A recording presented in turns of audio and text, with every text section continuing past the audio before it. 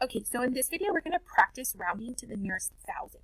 It's just like rounding to the nearest 100 or the nearest 10. You just have a bigger number, but it's the same concept. So on this number line, I have 1,000 to 2,000.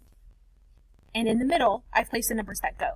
So 1,100, 1,200, 1,300, 1,400, 1,500, 1,600, 1,700, 1,800, and 1,900, and then 2,000. So the number that I want to round is 1,250. 1,250 is going to lie right here in between 1,200 and 1,300.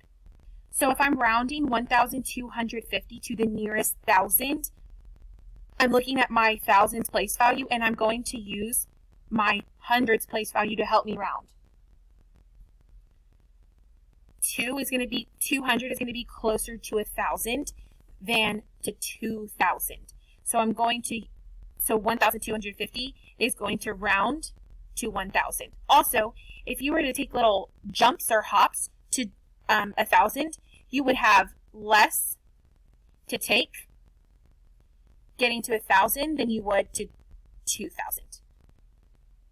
So 1,250 rounds to 1,000.